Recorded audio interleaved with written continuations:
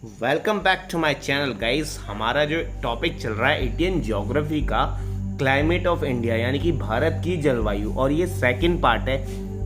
तो last video में हमने बात की थी कि कैसे जो है साउथ वेस्ट मॉनसून से इंडिया में बारिश होती है। ठीक है, तो मैंने आपको ये भी बताया था।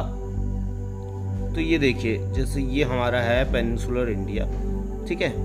तो इधर हमारा नीचे पड़ता है इक्वेटर 0 डिग्री, ठीक है। और ये जो है इंडिया के मिड 20 से होके जाता है ट्रॉपिक ऑफ कैंसर यानी कि कर्क रेखा। मैंने बोला था कि जो ये साउथ वेस्ट मॉनसून है, ठीक है, साउथ और वेस्ट यानी कि इस साइड से जो है साउथ वेस्ट मॉनसून आता है। ITCZ intra tropical convergence zone यहाँ पर क्रिएट होता है, ठीक है। कहाँ पर क्रिएट होता है? जहाँ पर प्रेशर होगा लो और टेम्परेचर होगा हाई, ठीक है। और वैसे भी इन दोनों का आपस में ऐसी कनेक्शन है कि प्रेशर इज डायरेक्टली या प्रोपोर्शनल इज डायरेक्टली या इन्वर्सली प्रोपोर्शनल टू टेम्परेचर, ठीक है। अगर प्रेशर ज़्यादा है टेम्परेचर कम है, अगर टेम्परेचर ज़्यादा है तो प्रेशर कम है। तो ये वाला सीन है। तो मैं कह रहा हूं कि एक चीज है, आप चीज समझ लीजिए, ITCZ inter tropical convergence zone. तो ये एक ऐसा जोन है जहां पर क्या होता है, टेम्परेचर ज्यादा होता है और प्रेशर कम होता है। ऐसी जगह पे ये वाला जोन जो है क्रिएट हो जाता है। तो अब आप पूरा खेल समझना, पूरा का पूरा खेल है सन का, ठीक है। इक्वेटर से नीचे है सदर्न हेमिस्फीयर, इक्वेटर से ऊपर है नॉर्दर्न हेमिस्फीयर। इतना आपको मालूम है। हिंदी में इसे बोलते हैं उत्तरी गोलार्ध, नीचे वाला दक्षिणी गोलार्ध। ये इक्वेटर को बोलते हैं भूमध्य रेखा, है ना, अगर मैं गलत नहीं हूं तो शायद। और ये जो 23.5 डिग्री से गुजरती है, इसको हिंदी में बोलते हैं कर्क रेखा यानी कि ट्रॉपिक ऑफ कैंसर। ओके, तो इतनी बेसिक चीज आपको पता होनी चाहिए। ये यानी कि इक्वेटर के जो नॉर्थ में होती है इसे बोलते हैं ट्रॉपिक ऑफ कैंसर, और इक्वेटर के जो साउथ में होती है, जो 23.5 डिग्री साउथ में होती है, उसे बोलते हैं ट्रॉपिक ऑफ कैप्रिकॉर्न, ठीक है। अब आपको ये कथन मालूम होगा कि अर्थ रिवॉल्व्स अराउंड सन। अर्थ और बाकी के जो ग्रह हैं, मरकरी, वीनस, जुपिटर, ये सब क्या करते हैं, ये अपने ध्रुव में घूमते रहते हैं और सन के अराउंड ऐसे ऐसे चक्कर लगाते रहते हैं। तो वैसी अर्थ भी है, सन तो अपनी जगह पे टिका हुआ। तो ये प्लैनेट्स यानी कि खासकर अगर मैं अर्थ की बात करूँ, घूमते घूमते, अब जैसे ये मेरा कड़ा है, ये अर्थ है, ठीक है। ये घूमते घूमते घूमते घूमते घूमते घूमते ऐसे ऐसे ऐसे ऐसे करके सन के चारों तरफ चक्कर लगाता है। तो ये समझ लीजिए, इसका ये वाला जो पोर्शन है ये नॉर्दर्न साइड है अर्थ की और ये सदर्न साइड है। तो ये जब कभी सन की तरफ फेस करता है, सन की रेज इसमें डायरेक्टली पड़ती है, तो मान लीजिए ये नॉर्दर्न वाली साइड है, तो साउथ वाली साइड में क्या होगा, टेम्परेचर कम होगा क्योंकि वहाँ पे सन की रेज डायरेक्टली पड़ नहीं रही है, ठीक है। और एक मौसम ऐसा भी आएगा जब ये नॉर्थ वाला पोर्शन एकदम रिवर्स हो जाएगा, क्योंकि ऐसे रिवॉल्व हो के अर्थ के सन के चारों तरफ घूमता है। तो जो सदर्न हेमिस्फीयर है वो सन के डायरेक्ट फेस में आ जाएगा यानी कि डायरेक्ट रेज में आ जाएगा।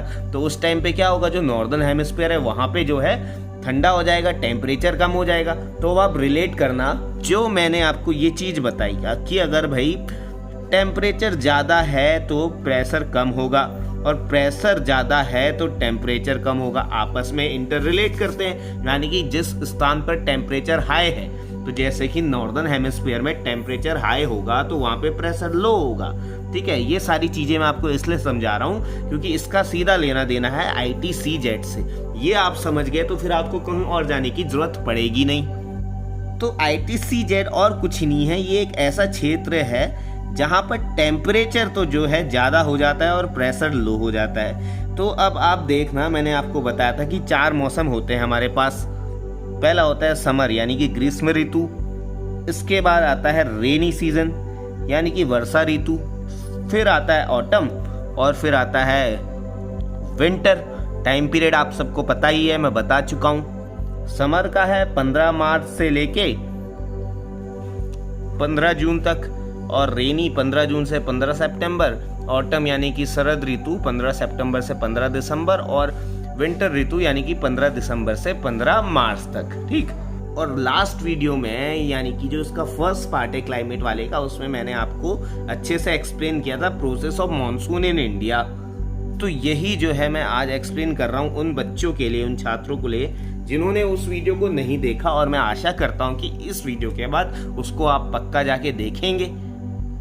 तो देखिए, जिस क्षेत्र में टेम्परेचर ज़्यादा उस क्षेत्र में प्रेशर कम, ये फिनोमिना है। अब समर सीजन में क्या होता है, जो अर्थ है वो रोटेट करते करते करते करते क्या होता है कि जो नॉर्दर्न हेमिस्फीयर है ना, इसका ये वाला जो नॉर्दर्न हेमिस्फीयर है, ये सन की जो रेस पड़ती है ना स्लैंटली डायरेक्टली, उसके सामने ऐसे फेस कर जाता है। अब जैसे फॉर एग्जांपल ये है हमारा सन, दिख रहा है छोटा लेकिन है अर्थ से बड़ा। अब ये अर्थ है, ये घूम रही है घूमते घूमते कैसे रिवॉल्व हो रही है, ऐसे ऐसे रिवॉल्व हो रही है ठीक है, यूं यूं रिवॉल्व हो रही है। और होते होते क्या हो रहा है कि एग्जैक्टली समर सीजन में यानी कि जैसी मार्च आता है तो जो नॉर्दर्न हेमिस्फीयर है ना, इसकी जो रेज है यहाँ पर डायरेक्टली पड़ने लग जाती हैं। ठीक है, तो यानी कि ये जो इक्वेटर से ऊपर वाला जो पोर्शन है, यहाँ पे सन की रेज डायरेक्ट पड़ रही हैं इतने वाले पोर्शन में। ठीक है, ये सारा नॉर्दर्न हेमिस्फीयर हो गया और ये सारा नीचे सदर्न हेमिस्फीयर हो गया। तो यहाँ पे सन की रेज डायरेक्ट पड़ रही है, तो यहाँ पे टेम्परेचर ज़्यादा होगा और प्रेशर कम होगा। और ITCZ यानी कि ये जो जोन है, इंट्रा ट्रॉपिकल कन्वर्जेंस जोन, ये ऐसा जोन है, ये कहाँ पर छा जाता है, जहाँ पर टेम्परेचर ज़्यादा हो जाता है और प्रेशर कम हो जाता है। ओके, तो अब ये जो ITCZ है ना, तो ये समर के मौसम में यानी कि मार्च के मौसम में ये शिफ्ट होना शुरू कर देता है नीचे साउथ से ऊपर को, क्योंकि टेम्परेचर कहाँ बढ़ रहा है, नॉर्थ में बढ़ रहा है ना। इस साइड को जाएंगे तो टेम्परेचर इधर को बढ़ रहा होता है। ठीक है, तो यानी कि नॉर्दर्न हेमिस्फीयर में यहाँ पे ट्रॉपिक ऑफ जो कैंसर है, ठीक है, कर्क रेखा, इसके ऊपर यहाँ पर जो है ये वाला जोन ITCZ क्रिएट हो जाता है भाई। ठीक है, क्योंकि टेम्परेचर हाई और प्रेशर लो। और एक फिनोमेना मैं आपको बताऊंगा कि एयर की जो मूवमेंट होती है, जो मैंने आपको बताया था, जो जो ट्रेड विंड्स होती है ना, जो मॉनसून लेके आती है, आज वाली वीडियो में आप अच्छे से समझने वाले। तो यहाँ पर जो है ITCZ जो है ये डेवलप हो गया है। ठीक है, क्योंकि यहाँ पर हाई टेम्परेचर है और प्रेशर लो है। ठीक है, और जो फिनोमेना मैं बता रहा था कि air always moves from high pressure area to low pressure area, यानी कि जो विंड का जो मूवमेंट है वो हमेशा कहाँ होता है, जहाँ पे लो प्रेशर होता है ना, वहाँ की तरफ एयर ब्लो करती है। ठीक है, अब लो प्रेशर किधर हो गया है, नॉर्दर्न हेमिस्फीयर में लो प्रेशर हो गया है, टेम्परेचर हाई हो गया है, तो विंड्स कहाँ मूव करेंगी, इधर को मूव करेंगी। इसीलिए क्या हो रहा था कि जो विंड्स आ रही थी, जिसे हम व्यापारिक पवनें बोल रहे थे, जिसे हम ट्रेड विंड्स बोल रहे थे, तो वो नॉर्दर्न हेमिस्फीयर की तरफ आ रही थी, इक्वेटर से ऊपर की तरफ जा रही थी। इतनी चीज क्लियर है। और फिर हमने देखा ये जो ट्रेड विंड्स थी, ये यहाँ पर जैसे ही आ रही थी इंडियन पेनिनसुला पे, यहाँ से ये दो पार्ट में डिवाइड हो जा रही थी, एक इधर जा रही थी, एक इधर जा रही थी। इधर है बे ऑफ बंगाल BOB और इधर है अरेबियन सी। ठीक है, तो इसको हम बोल रहे थे बे ऑफ बंगाल ब्रांच, इसको हम बोल दे रहे थे अरेबियन सी ब्रांच। फिर हमने देखा ये वाला जो अरेबियन सी ब्रांच वाला मॉनसून था, ये 4 सब ब्रांचेस में डिवाइड हो गया था। पहला ब्रांच जो है बारिश कर रहा था राजस्थान में, वो भी वेस्टर्न राजस्थान में, इधर वाले जहाँ पे रेगिस्तान है ना, वो वाला पोर्शन।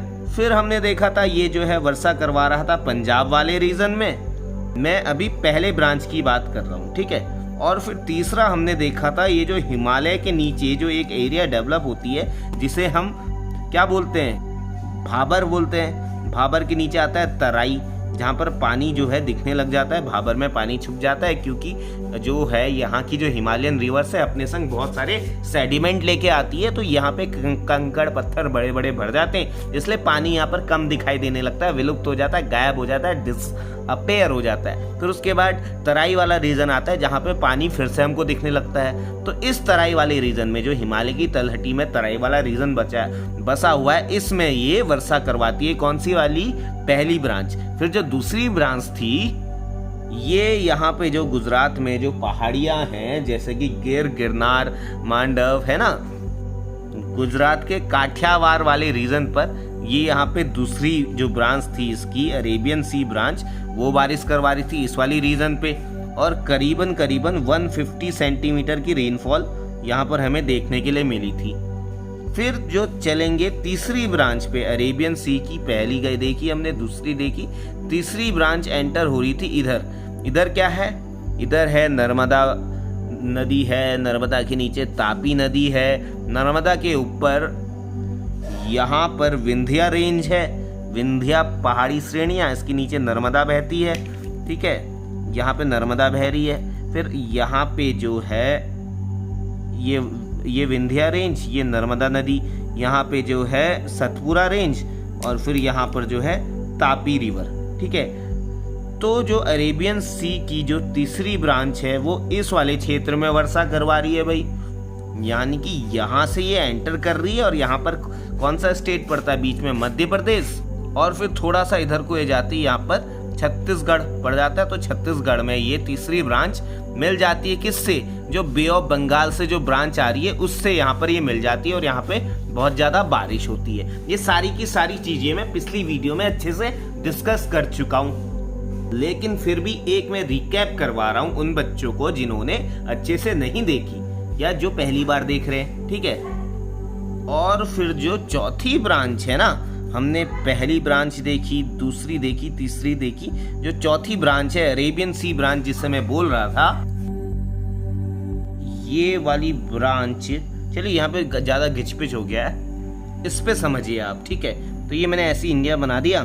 सो यहाँ पे आपको सबको मालूम है, इधर है वेस्टर्न घाट्स, ठीक है। वेस्टर्न घाट्स के यहाँ पे जो प्लेन वाला जो क्षेत्र है, जो लैंड मास है, इससे हम बोलते हैं वेस्टर्न कोस्टल प्लेन। और वैसे इधर है ईस्टर्न घाट्स, ठीक है, और ईस्टर्न घाट्स के जो इधर ईस्ट में जो क्षेत्र है इसे बोलते हैं ईस्टर्न कोस्टल प्लेन्स। और इन दोनों का जो मीटिंग पॉइंट है ये है नीलगिरी माउंटेन्स। तो मैं कह रहा था जो अरेबियन सी ब्रांच है उसकी जो चौथी ब्रांच है ना, तो ये जो वेस्टर्न घाट्स हैं, वेस्टर्न घाट्स के दोनों तरफ बारिश करवाती है, वेस्टर्न साइड भी और वेस्टर्न घाट के ईस्टर्न साइड भी। फर्क इतना है कि वेस्टर्न घाट के जो वेस्टर्न साइड है यानी कि इस तरफ, ठीक है, तो यहाँ तो ज्यादा बारिश कराती, यहाँ पे कम से कम ये 250 सेंटीमीटर के आसपास जो है रेनफॉल करवाती है, लेकिन ईस्टर्न साइड में ये पार्शियलिटी कर देती है। क्यों? पहले आप ये जान लीजिए कि यहाँ पे रेनफॉल सिर्फ और सिर्फ 60 से 65 सेंटीमीटर के बीच में करवाती है, यही जो ब्रांच है चौथी वाली ब्रांच, ठीक है। अब ऐसा इसलिए क्योंकि आप अगर वेस्टर्न घाट्स की जो है ज्योग्राफिकल लोकेशन देखोगे और इसका जो है शेप देखोगे, तो पहले तो आप दो टर्म समझ लीजिए, लीवर्ड और एक होता है विंडवर्ड, ठीक है।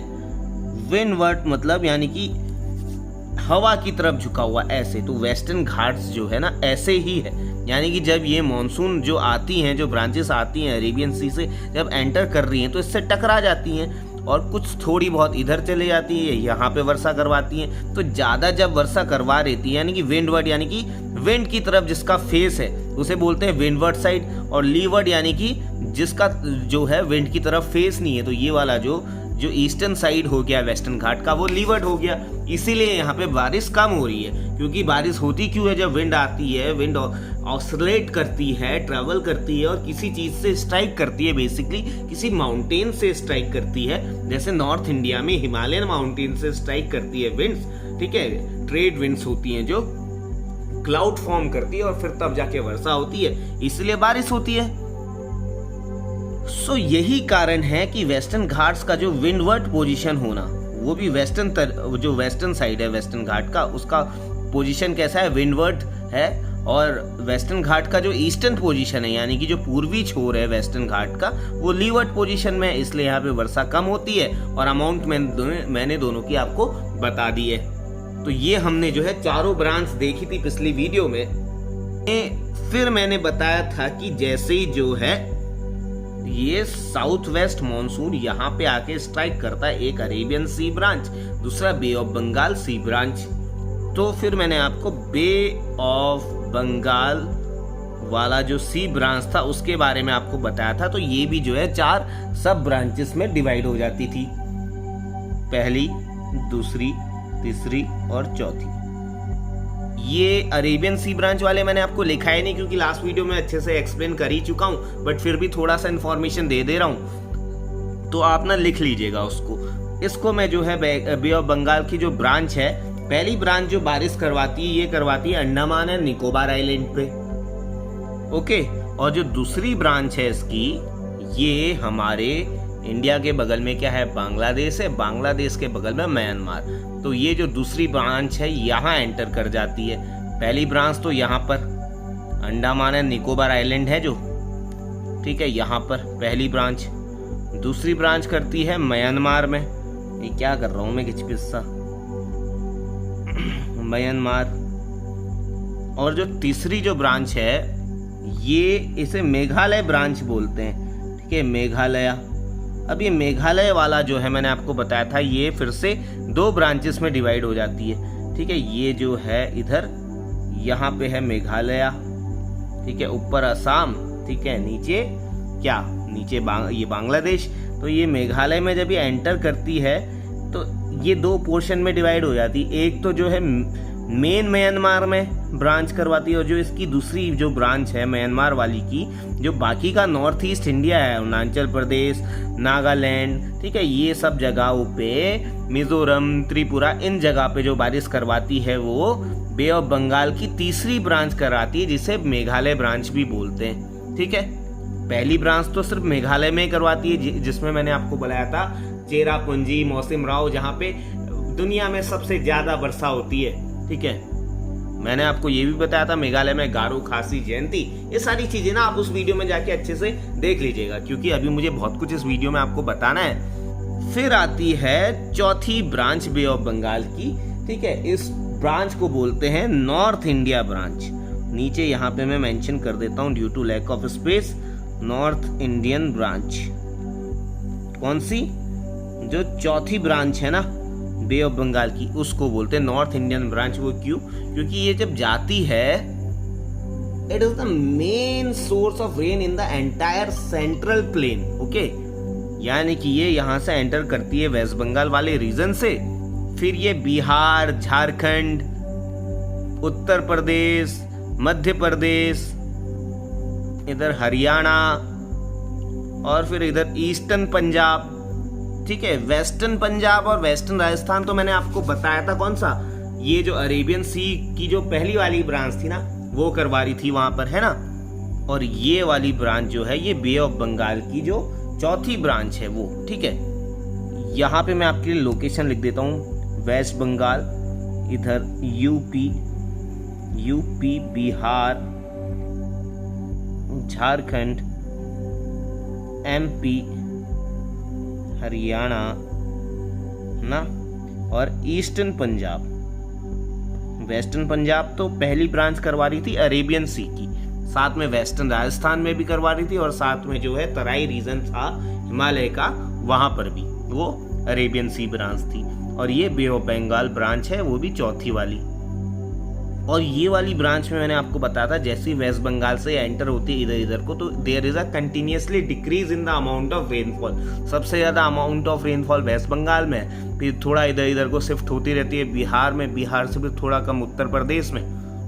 वो इसलिए क्योंकि ये वाला जो आप दिख रहा है ये कोस्टल एरिया है, ये जो है रिसीव करता है क्या, मॉइस्चर फ्रॉम द सी, ठीक है। जब पानी और हवा का आपस में कंटेंट मिक्स होता है तो वो जो है ज्यादा बारिश करवाता है। फिर जैसी जैसी ये इस जगह से यानी कि ये वाली सरफेस से जैसी जैसी दूर जाता है तो मॉइस्चर की हो जाती है कमी, जिस कारण वर्षा में भी हो जाती है कमी।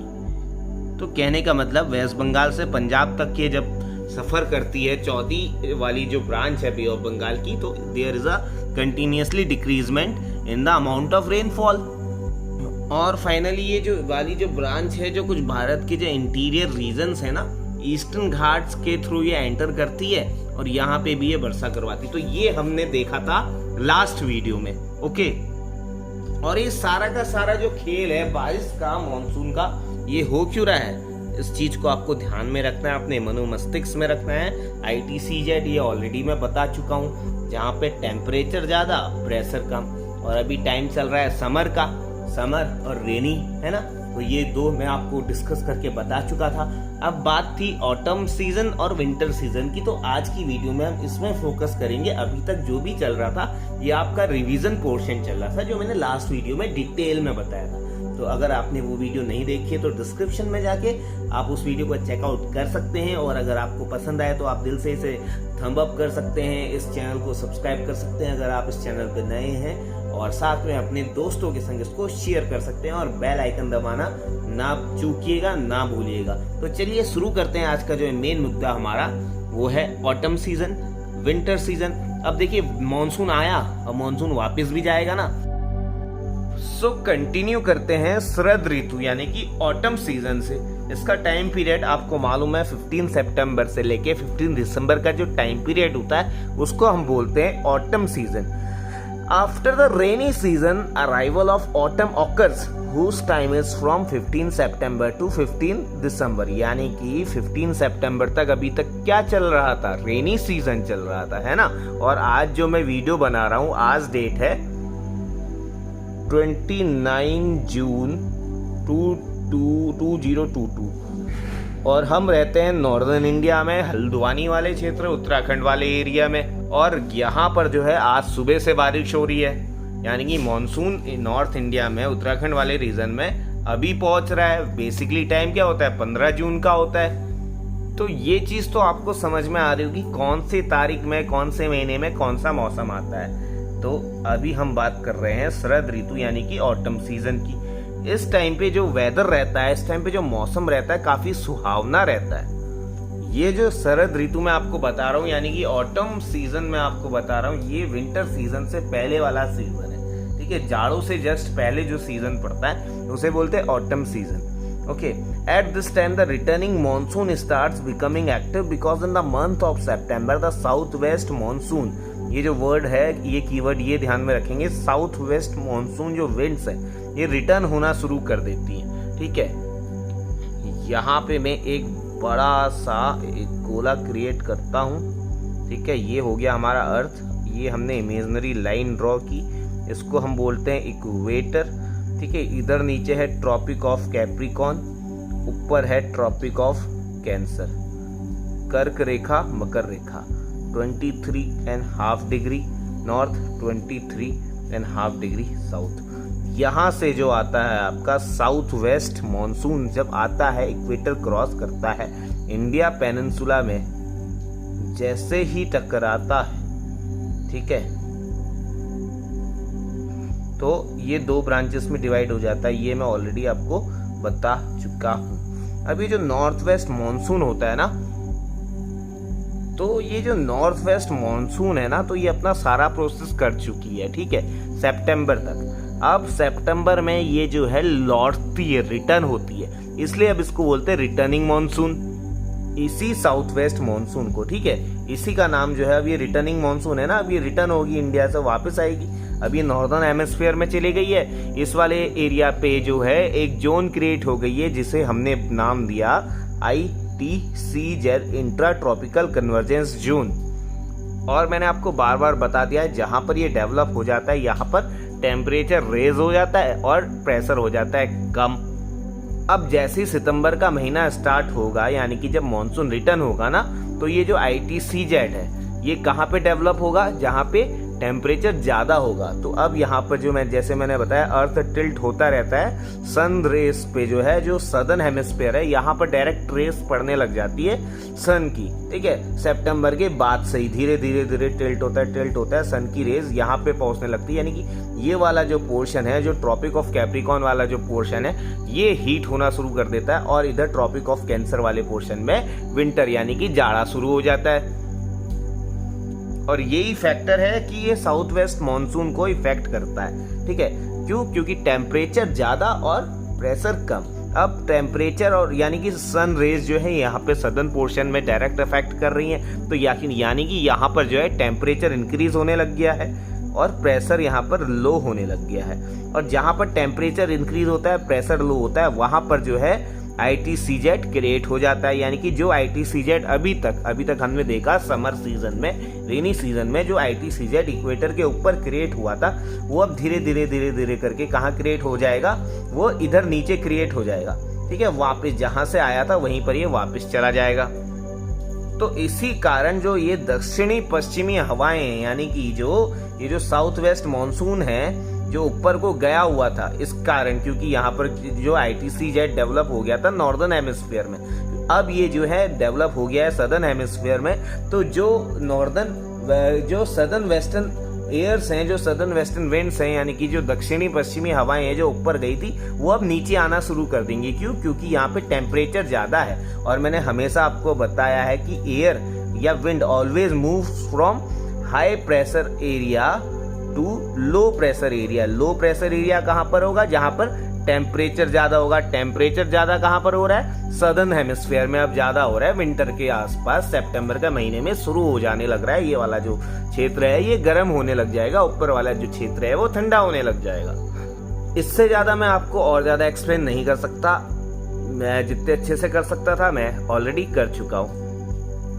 ओवरऑल कहने का मतलब ये है, ये जो ITCZ है, ये जो जोन है, ये अपनी तरफ जो है आकर्षित करता है किसको? जो ट्रेड विंड्स है, जो व्यापारिक पवने हैं, अभी तक नॉर्थर्न हेमिस्फीयर में, अब सदर्न हेमिस्फीयर में अपनी तरफ इसको अट्रैक्ट करेगा ITCZ। ओके, दो चीज आपको ध्यान में देनी है, टेम्परेचर और प्रेशर, सब इसका खेल है। तो ये जो दक्षिणी पश्चिमी हवा है ना, जब ये लौट रही होती है, इसी को बोलते हैं रिटर्निंग मॉनसून, ठीक है। सो यहां से आप एक बार देख लेंगे कि एट दिस टाइम, यानी कि सितंबर के टाइम से ही returning monsoon starts becoming active, because in this month of September the south west monsoon winds start returning from India. इसे हिंदी में आप मानसून का प्रत्यावर्तन बोल लीजिए, मानसून का निर्वर्तन बोल लीजिए। Therefore, it is also called return of monsoon या withdrawal of monsoon या reversion of monsoon. Okay. Weather at this time becomes too pleasant, यानी कि मौसम जो है इस समय काफी सुहावना हो जाता है, बढ़िया हो जाता है। Temperature remains high during daytime and becomes low during the night time.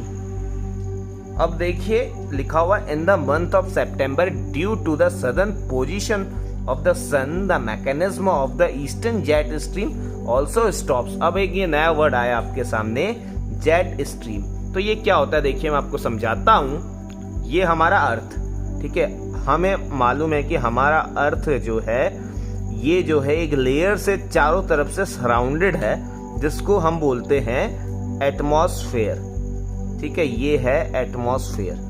अब ये ऐसी छोटी मोटी लेयर नहीं है, ये एक बहुत थिन लेयर है, ठीक है।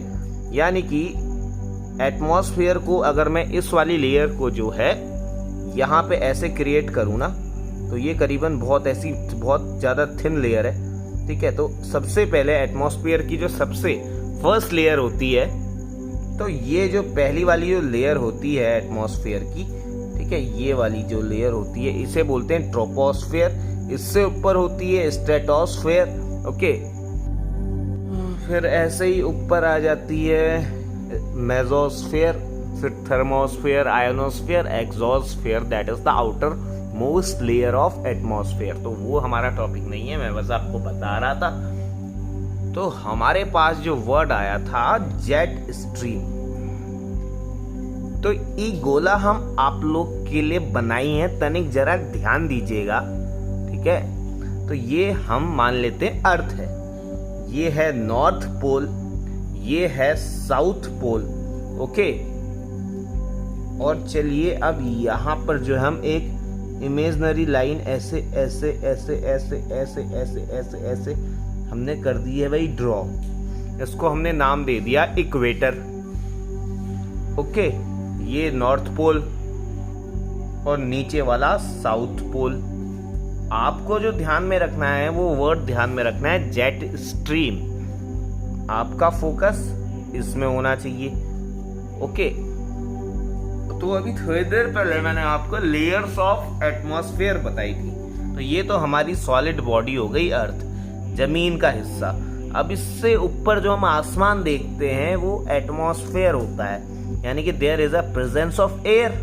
ठीक है, तो अगर हम यहाँ से देखें, अगर हम अर्थ के बीच में से देखें, ठीक है, पोल में से ना देख के हम इधर साइड से देखें, इस साइड से देखें, तो यहाँ से जो उस लेयर की डिस्टेंस है, एटमॉस्फेयर की पहली लेयर जो मैंने आपको बताई थी, जिसका नाम मैंने दिया था ट्रोपोस्फेयर। चलिए मैं एक साइड से आपको बताता हूं। जैसे मान लीजिए ये जो लेयर है,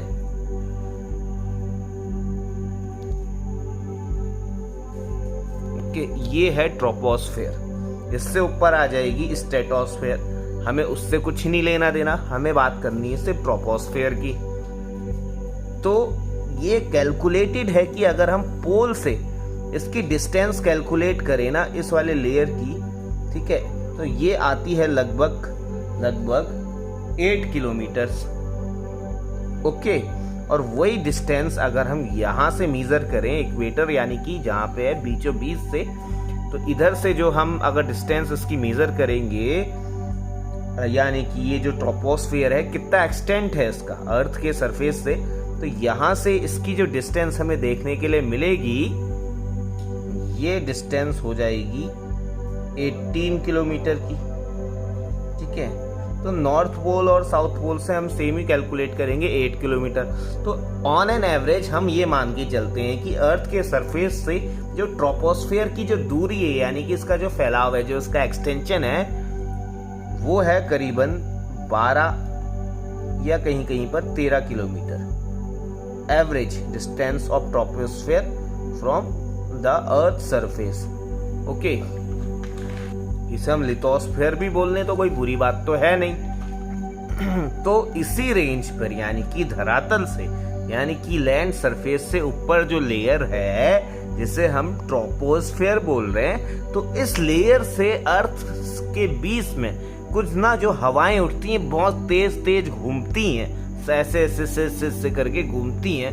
बहुत ही उसकी जो वेलोसिटी है, जो उसकी स्पीड है, बहुत ही ज्यादा तेज होती है। एक विंड होती है, तो वही है जेट स्ट्रीम। फिलहाल फॉर द टाइम बीइंग आप इतना समझिए कि जो एटमॉस्फेयर की जो ट्रोपोस्फेयर लेयर है, उसमें जो विंड की मूवमेंट है बहुत तेज गति से होती है, वही है क्या, jet stream. Okay, it is a kind of wind. तो फॉर द टाइम बीइंग अगर आपने इतना कुछ जान लिया है कि जेट स्ट्रीम नाम की भी कुछ चीज होती है, तो ये आपके लिए बहुत अच्छी बात है। और मेरा निरंतर प्रयास यही रहेगा कि आपका जो ये कंसेप्ट है ज्योग्राफी में, इसको अच्छे से आपके माइंड में डेवलप करवाना। और साथ में फॉर द टाइमिंग आप ये जान लीजिए, यहाँ पर जो इमेजिनरी लाइन होती है, इसको हम बोलते हैं कर्क रेखा, नीचे वाली को हम बोलते हैं मकर रेखा, tropic of Capricorn, tropic of Cancer. Okay, और जो ट्रोपोस्फेयर में जो बहुत तेज गति से जो विंड ब्लो होती है, उसी को हम बोलते हैं jet stream. Okay, for the timing आप इतना समझ लीजिए, आपके लिए काफी है। सो ये चीज देखिए ना आपने कि in the month of September, due to southern position of the sun, the mechanism of the eastern jet stream also stops. The low air pressure created in the northern hemisphere gradually starts changing into higher air pressure because temperature changes.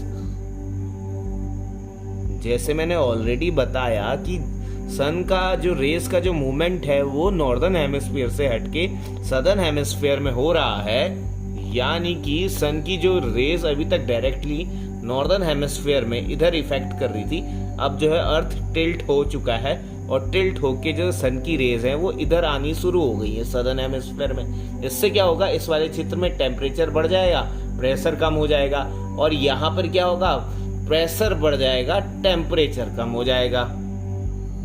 Due to the increase in the air pressure, ठीक है, the direction of wind flow changes from north east to south west. तो आपने देखा था कैसे monsoon जो है south west से नॉर्थ ईस्ट की तरफ जा रहा था। क्यों? क्योंकि यहाँ पर जो है ITCZ inter tropical convergence zone create हो गया था। अब जैसे ही नॉर्दर्न हेमिस्फीयर में प्रेशर बढ़ रहा है तो टेम्परेचर घट रहा है, और टेम्परेचर घट रहा है तो जो डायरेक्शन है विंड की वो भी चेंज हो रही है। क्यों? क्योंकि wind always moves from high pressure area to low pressure area, यानी कि हाई प्रेशर से लो प्रेशर की तरफ मूवमेंट होता है विंड का।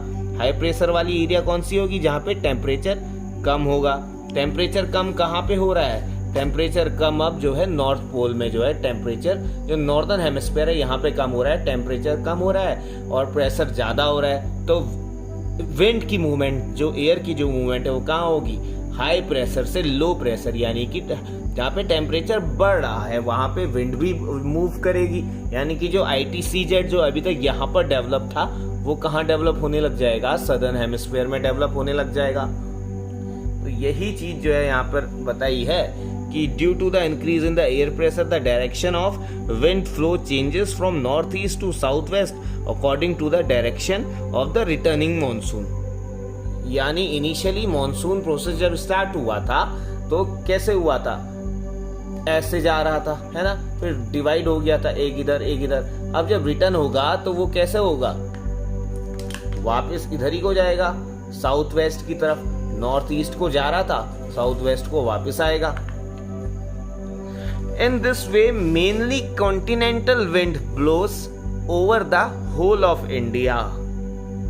अब ये वाला फैक्ट भी आप जो है अच्छे से ध्यान में रख लीजिए कि विंड या जो एयर मूवमेंट है it always blow from high pressure area to low pressure area. और ये तो आपको अभी तक मालूम चल ही गया होगा कि टेम्परेचर जहाँ पे ज्यादा होता है प्रेशर वहां पे कम होता है, यानी कि जहां पे ताप ज्यादा होगी तो वहां पे दाब कम होगा। अब ये जो लाइन है कि in this way mainly continental wind blows over the whole of India, यानी कि जो महाद्वीपीय पवन है संपूर्ण भारत में ये मुख्यतः प्रवाहित होती हैं, क्योंकि रिटर्न होते वक्त इनको कोई ओशियन वगैरह नहीं मिल रहा है ना, कोई वाटर बॉडी नहीं मिल रही है। पूरा ये जो ट्रैवल कर रही हैं ये लैंड सरफेस से ट्रैवल कर रही हैं, यानी कि इनमें अभी मॉइस्चर भी नहीं होगा। और जैसे ही इन जो विंड्स हैं इनको कोई वाटर बॉडी मिल जाएगी, कहीं से थोड़ा सा इशारा मिल जाएगा पानी का, पानी के कांटेक्ट में आ जाएंगी, पानी के कांटेक्ट में अगर ये विंड्स आ जाएंगी तो फिर क्या हो जाएगी, फिर आप देखेंगे कि वहां पे जो है रेनिंग प्रोसेस शुरू हो जाएगी, यानी कि जो रिटर्निंग मॉनसून है इससे रेन भी होना शुरू हो जाएगी। This winds are dry due to the blowing over the land. ये मैं आपको बता ही चुका हूँ, ये काफी ड्राई होती है, शुष्क होती है, क्योंकि कोई वाटर बॉडी आसपास होती नहीं है। Therefore these winds do not cause rainfall in the interior terrestrial part of India, and as soon these winds reaches Bay of Bengal region, they take the moisture from the Bay of Bengal and cause rain in the eastern coastal parts, especially in the coastal region of Tamil Nadu. Okay? तो देखिए जैसे मैं already बता चुका हूँ, कोई भी wind है, कोई भी पवन है, उसमें ह्यूमिडिटी कब होगी? जब वो वाटर के कंटेक्स्ट में आएगी, यानी कि वो वाटर के टच में आएगी। तो जैसी वाटर के टच में आएगी तो वो विंड क्या हो जाएगी? ह्यूमिड विंड हो जाएगी, आर्द्रता हो जाएगी उसमें, यानी कि मॉइस्चर कंटेंट हो जाएगा उसमें, यानी कि वो हवा जो प्रवाह हो रही है वो नम हो जाएगी, नमी आ जाएगी। सो वापस से इंडिया पे आ जाते हैं। अब ये जो रिटर्निंग मॉनसून है ना, तो जैसे ये बे ऑफ बंगाल के कंटेक्स्ट में आता है तो ये जो ये विंड है, जो ये एयर है, ये मॉइस्ट हो जाती है ना, मॉइस्चर आ जाता है इनमें। इस मॉइस्चर के कारण क्या होता है, अभी तक ये लैंड सरफेस से आ रही थी तो कोई वर्षा, कोई रेन नहीं हो रही थी। तो जैसे ये यहाँ पे पानी का इसको मिला, इसको एक सोर्स मिल गया पानी का, वाटर का, तो ये जो है इस क्षेत्र में वर्षा कर देती है। ये जो ईस्टर्न घाट्स है ना, आपने अभी तक देखा कि क्या यहाँ पे तो बारिश हुई नहीं, तो अब कौन से उससे हो रही है बारिश हो रही है, जो रिटर्निंग मानसून है इससे ये बारिश हो रही है यहाँ पे। और एक फैक्ट आपको जान लेना चाहिए, जो रिटर्निंग मानसून होता है ये काफी स्लो होता है, और जो इनिशियली जो मानसून होता है ऑनसेट का, जैसे मानसून निकलता है जब जाता है ऊपर को, तो उसमें गति काफी तेज होती है, इसीलिए उस प्रोसेस को बोला जाता है बर्स्टिंग ऑफ मानसून।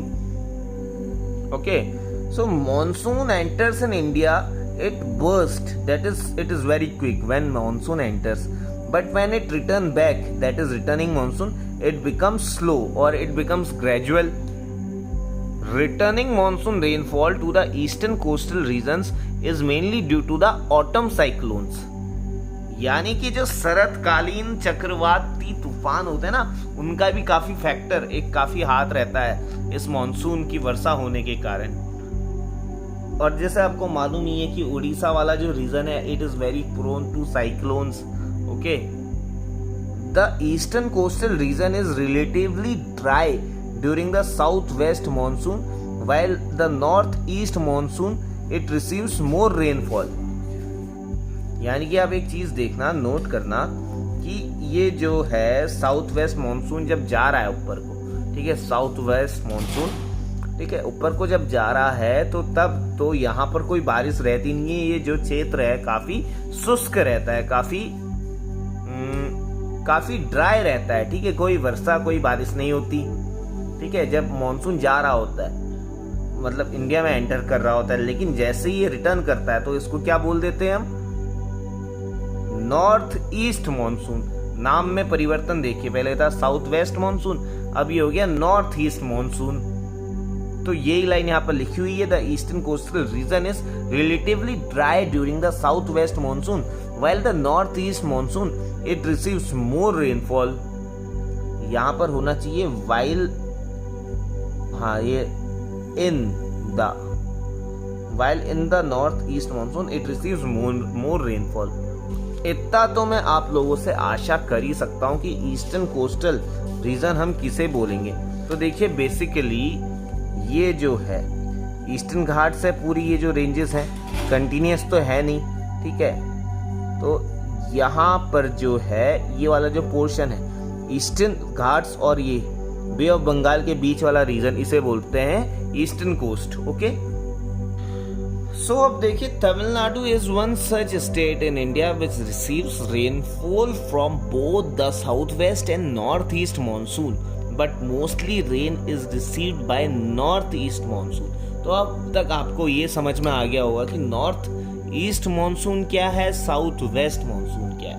जब मानसून का ऑनसेट होता है ऊपर को जाता है उसे बोलते हैं साउथ वेस्ट मानसून, जब वही मानसून रिटर्न होता है उसी को बोलते हैं नॉर्थ ईस्ट मानसून, ठीक है। और तमिलनाडु एक ऐसा रीजन है जहाँ पे दोनों मानसून से रेनफॉल रिसीव होती है।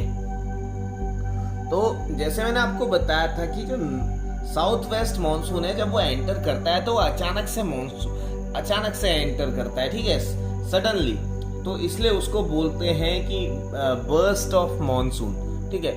और वैसे ही जो ये जो है ना नॉर्थ ईस्ट मानसून है, ये जो रिटर्निंग मानसून है, इट हैपेंस ग्रेजुअली, यानी कि बहुत स्लोली, बहुत धीरे धीरे, ठीक। सो ये लिखा हुआ कि so there the north east monsoon और रिटर्निंग मानसून हैपेंस ग्रेजुअली। तो अभी तक आपने देखा कि शरद ऋतु यानी कि ऑटम सीजन में कैसे मानसून अपना खेल खेल रहा है, ठीक है, कैसे गया, कैसे वापस आया। अब जो है सीजन स्टार्ट हो गया है विंटर, जाड़ों का, ठीक है, यानी कि the winter period, and the period of winter in India is from 15 December to 15 March, यानी कि 15 दिसंबर से 15 मार्च का बीच का जो समय अवधि है उसे हम विंटर सीजन बोलते हैं।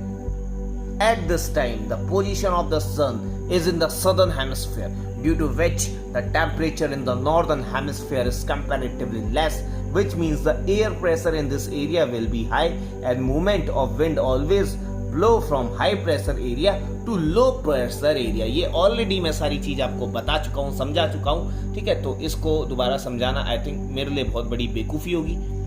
अगर आपने अच्छे से वीडियो लेक्चर अभी तक सुना है, देखा है, तो आपको सब समझ में आ रहा होगा।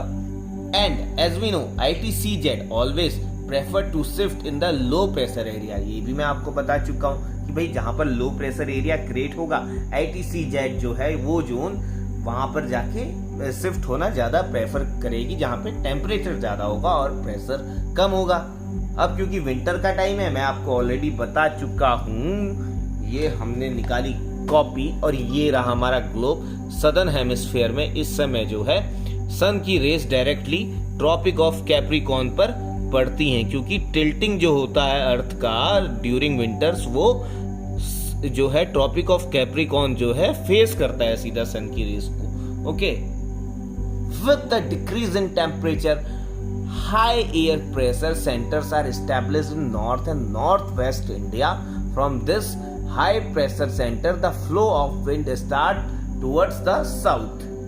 बात हो रही है नॉर्थ एंड नॉर्थ कहाँ गया, बात हो रही है north and north west India की। इस समय क्या होगा, यहाँ पे टेम्परेचर कम होगा क्योंकि सन की रेस डायरेक्टली कहाँ पड़ रही है, सदर्न हेमिस्फीयर में, है ना। और जहां पर टेम्परेचर कम है वहां पे प्रेशर ज्यादा है, यानी कि जो एयर प्रेशर है, high air pressure centres are established in north and north west India. ये बात clear. From this high pressure centre, यहां से क्या है, the flow of wind start towards the south. अब जो है यहाँ से जो मूवमेंट है विंड की, साउथ की तरफ शिफ्ट होना शुरू हो जाती है, क्योंकि साउथ वाले एरिया में सदर्न हेमिस्फीयर में ITCZ ऑलरेडी डेवलप हो चुका है, क्योंकि ITCZ वहीं पे डेवलप होता है जहाँ पे प्रेशर कम होता है, टेम्परेचर ज्यादा होता है। और भाई साउथ नॉर्थ में तो प्रेशर जो है क्या हो गया, प्रेशर ज्यादा हो गया है और टेम्परेचर कम है, और जो मूवमेंट होती है विंड की वो ऑलवेज प्रेफर करती है कि हाई प्रेशर से लो प्रेशर में जाए, यानी कि लो टेम्परेचर से हाई टेम्परेचर में जाए। आपकी जैसे समझ में आ रहा है आप वैसे समझ लीजिए, ठीक। Direction of flow of wind is north east to south west. Okay,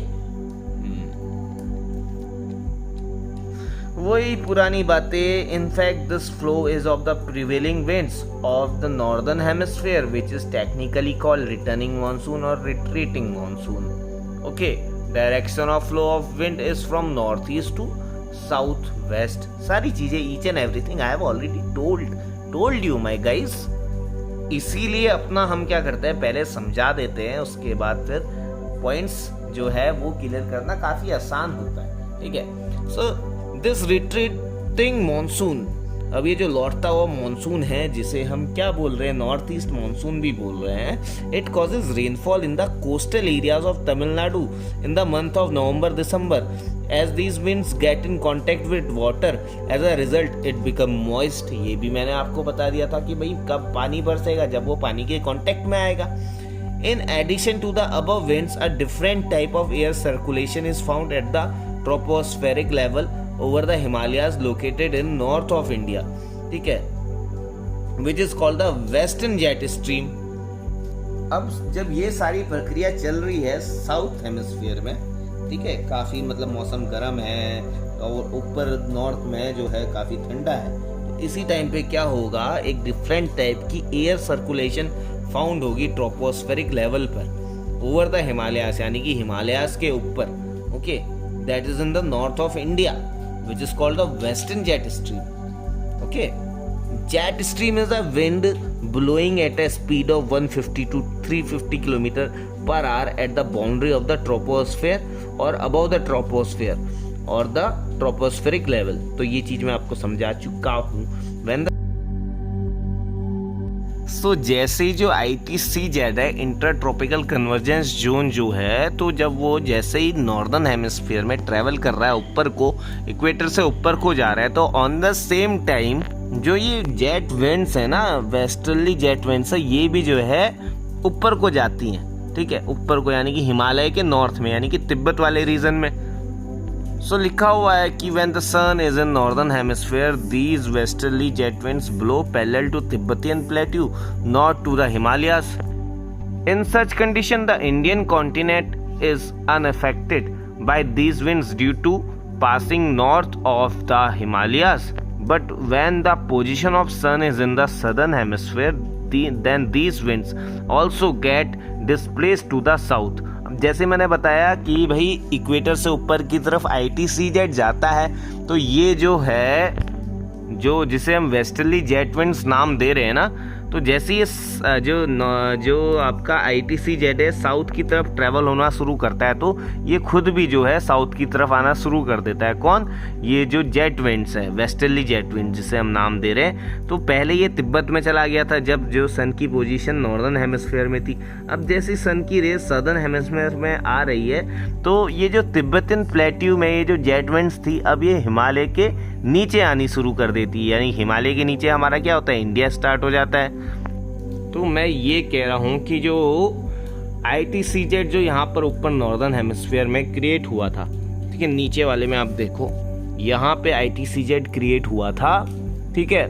अब ये जैसे ही साउथ की तरफ जाना शुरू कर देगा। क्यों? क्योंकि भाई इसकी खासियत है ये उस वाली एरिया में डेवलप होता है जहाँ पर लो प्रेशर क्रिएट होता है, यानी कि हाई टेम्परेचर क्रिएट होता है। तो जैसे ही जो है ये नीचे जाना शुरू कर देगा, तो जो ऊपर जो वेस्टर्न जेट स्ट्रीम है ना, तो वो भी नीचे आना शुरू कर देगी। अब नीचे यहाँ पर क्या है, यहाँ पे ये मैं आपको दिखाऊं तो छोटे में है, बट है यहाँ पर जो है हिमालय शुरू हो जाता है ना, और ऊपर यहाँ पर तिब्बतियन प्लेट्यू है। तो तिब्बतियन प्लेट्यू से खिसक के ये हिमालयन प्लेट्यू को क्रॉस करके, और आपको मालूम होगा कि ये जो दोनों जो तिब्बतियन प्लेट्यू है is the highest land in the world, और हिमालय भी पता ही है आपको कि काफ़ी ऊंची है। तो ये क्या है, एज अ बैरियर एक्ट करती है। किसके लिए? ये जो विंड्स ब्लो हो रही है इनके लिए। तो एज सून जैसे ये तिब्बतियन प्लेट्यू और हिमालय की कांटेक्ट में आती है और जैसे ये दोनों की दोनों बैरियर की तरह एक्ट करते हैं, तो ये जो वेस्टर्न जेट विंड्स हैं ये दो पोर्शन में डिवाइड हो जाती है भाई। एक पोर्शन तो तिब्बतन प्लेट्यू वाली रीजन में बहती है, और दूसरी वाली जो है हिमालय के नीचे बहनी शुरू हो जाती है। और ये जो विंड्स है इसका जो डायरेक्शन है फ्लो का, ये वेस्ट टू ईस्ट है, ऐसे इसका डायरेक्शन। अब आप धीरे धीरे देखेंगे कि गर्मी आई, ठीक है, बारिश आई, फिर जो है ऑटम सीजन आया, अब विंटर सीजन आया, अब बर्फ भी पड़ेगी। अब यहाँ पर एक टर्म आने वाला है जिसे वेस्टर्न डिस्टर्बेंस बोलते हैं। तो आप रिलेट कर पा रहे होंगे, western jet stream, western disturbances, है ना। ये वेस्टर्न जेट स्ट्रीम काम करती ये है कि जो मेडिटेरियन सी है, भूमध्य सागर, यहाँ से विंड्स को अपनी तरफ अट्रैक्ट करती है, क्योंकि यहाँ पर जो है टेम्परेचर होता है लो और प्रेशर हो जाता ज़्यादा, और प्रेशर जो है ज़्यादा होने के कारण विंड का मूवमेंट जो है वो होता है from high pressure area to low pressure area. तो जैसे ही as soon as it attracts the water moisture as well as wind from the Mediterranean Sea, तो यहाँ पर जो है इस क्षेत्र में, हिमालय वाले क्षेत्र में क्या होता है, टेम्परेचर की जो है गिरावट होती है। तो इस कारण यहाँ पे हिमपात यानी कि स्नो हो जाती है, बर्फ पड़ जाती है। और नीचे वेस्ट क्या बोलते हैं, उत्तर प्रदेश वाले रीजन में आप देखेंगे तो वहाँ पे क्या होने लग जाती है, वहाँ पे बारिश यानी कि वर्षा शुरू होने लग जाती है जाड़ों विंटर टाइम में। की फसल के लिए उपयोगी होती है। अब जब हम रबी की फसलों को पढ़ रहे होंगे, रबी की, खरीफ की, जायद की, उस समय ये वेस्टर्न डिस्टर्बेंस जो है ये हमें फिर से पढ़ना होगा, तो ये हमारा रिपीट हो जाएगा। लेकिन हाँ, इतना डिटेल में वहाँ पे उस समय पे नहीं पढ़ेंगे। तो इसी प्रोसेस को बोलते हैं वेस्टर्न डिस्टर्बेंस। तो यहाँ से आप देखिए, jet stream is the wind blowing at the speed of 150 to 350 km per hour at the boundary of the troposphere or at tropospheric level. And in such condition, the Indian continent is unaffected by these winds due to passing north of the Himalayas. But when the position of sun is in the southern hemisphere, then these winds also get displaced to the south. So, as a result, the highlands of the Himalayas and Tibet act as a barrier in the path of these jet flows, as a result of which these jet flow gets divided into two parts. The first part is one branch of this current flows in the north of the Tibetan plateau, while the other branch flows from west to east in the south of the Himalayas.